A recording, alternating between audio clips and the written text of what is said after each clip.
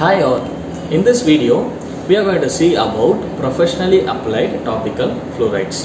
The professionally applied topical fluorides was first given by Bibby in 1942. The professionally applied topical fluorides incorporate such a quantity of fluorides which is equal to 5000 to 19000 ppm of fluoride, which is equivalent to 5 to 19 mg of fluoride per ml. The professionally applied topical fluorides has advantage over the systemic fluorides in such a way that it accelerates the absorption rate of fluorides on the tooth surface than the naturally occurring amount. The professionally applied topical fluorides can be classified or can be in different forms such as fluoridated gels, fluoridated solutions, fluoridated toothpastes, fluoridated foams, fluoridated varnishes. The varnishes can further be classified into Durafat, Fluor Protector and Carex. Now going on to fluoridated foam. Fluoridated foam, it is more advantageous over fluoridated gels. How is such a way that fluoridated gels are required in 4 grams amount for the entire oral cavity, whereas the fluoridated foam 1 gram is more than sufficient for the entire oral cavity. Fluoridated foam does two things. One thing is that it minimizes the fluoride overdosage, whereas simultaneously it maximizes the efficacy of treatment. Fluoridated foam contains surfactants. These surfactants acts as cleansing agent by reducing the surface tension of all the surface area it is applied. Coming to fluoride varnish. The fluoride varnish was first introduced by Schmidt in 1964 at Europe. This fluoride varnish, the required quantity for application is 0.3 to 0.5 ml and the time required for application is 4 minutes. This 4-minute time interval increases the time of contact between the enamel surface and the fluoride varnish that is applied, which consecutively leads to the increased deposition of permanently bound fluorapatite and fluorhydroxyapatite crystals. Now going on to aqueous solutions and gels. The aqueous solutions is available in the form of sodium fluoride, stannous fluoride and acidulated phosphate fluoride, which is abbreviated as APF. These aqueous solutions has its own disadvantage, which is nothing but it is time consuming. It is time consuming because you use a technique called paint on technique for application. So this may cause excessive flow of aqueous solutions in the oral cavity. This disadvantage has been overcome by the newer thixotropic gels, which are also available as conventional gels. These gels are very stable at lower pH and they don't flow off out of the tray, foam tray, which is used for application of these fluorides. Then this has more advantages over the aqueous solutions. Now let's see about neutral-sodium fluoride. This is the first used fluoride compound. It can be used with 4 times application with 2% sodium fluoride. Sodium fluoride reduces the caries to 30%. Now let's see how to prepare the 2% sodium fluoride. Method of preparation is 20 gram of sodium fluoride powder is mixed with 1 liter of distilled water in a plastic bottle. You have to store only in plastic bottle since glass react with the silicon fluoride and it reduces the anti-caries activity of sodium fluoride. So now let's see about the method of application. Method of application is based on Epson technique. The pH level of sodium fluoride is 7. 4 appointments is the recommended ages of 3, 7, 11 and 13. Now moving on to mechanism of action. Sodium fluoride reacts with hydroxyapatite crystals. Finally the end product calcium fluoride is formed. It interferes with further fluoride diffusion to react with hydroxyapatite and blocks further entry of fluoride. This phenomenon is known as choking off effect. The calcium fluoride reacts with hydroxyapatite crystals and it forms fluoridated hydroxyapatite. It increases the anti-caries action. Now coming to advantages. Advantages of sodium fluoride is stable fresh preparation is not required. It has a well accepted taste and it has no discoloration and it is non-irritant, so it can apply in any public health care programs. Now coming to stannous fluoride, it has two concentrations like is 8% and 10% in concentration in solution, which is equivalent to 2 and 2.5 percentage of fluoride. This 10% concentration of stannite fluoride solution is recommended for adults, whereas 8% of stannous fluoride solution is recommended for children. Now let's see about the method of preparation of stannous fluoride. Since it is not stable due to formation of tin hydroxide, like 0.8 gram of sodium fluoride dissolved in 10 ml of distilled water in plastic container. This technique is applied based on the Muller's. First, the tooth surface is cleaned with pumice for 5 to 10 seconds, and then the interproximal surface of teeth should be flossed well using unwaxed dental floss, and then it should be dried well with air. Then the teeth should be isolated.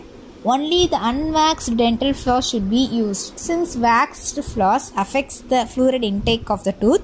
So only unwaxed dental floss is recommended. Then the stannous fluoride is applied based on paint on technique over all the tooth for 4 minutes. Repeat this procedure for every 6 months or more frequently. Now let's see about the mechanism of action of stannous fluoride. Low concentration of stannous fluoride, it forms the tin hydroxyphosphate, which gives a very metallic taste when it gets dissolved in oral fluids. At high concentration, calcium tin fluorostannate and tin trifluorophosphate gets formed. It makes the tooth more stable and less susceptible to caries. Finally, the end product calcium fluoride is formed. Now coming to the advantages of stannous fluoride, it requires biannual application, effective in public healthcare programs. Disadvantages of stannous fluoride is it is not stable and undergoes hydrolysis and oxidation, so it forms a stannous hydroxide and stannic ion, which reduces the effectiveness of fluoride in preventing the dental caries. And moreover, it has very astringent and unpleasant taste. It also causes reversible tissue irritation and pigmentation of teeth, and it stains the carious lesion and marginal restorations. Now let's see about acidylated phosphate fluoride. It was first introduced by Brudewald and his co-workers in the year 1960s at Forsyth Dental Center, Boston, Massachusetts. Now let's see about the preparation, how to prepare acidylated phosphate fluoride. 20 gram of sodium fluoride is mixed with 1 liter of 0.1 mole of phosphoric acid and 50% hydrofluoric acid with the pH level 3. The fluoride concentration of APF is 1.23%. For the preparation of gel, methyl cellulose or hydroxycellulose required.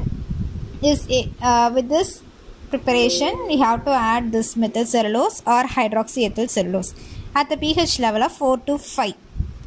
Now let's see about the Brudewald's technique, how to apply it on the patient's mouth.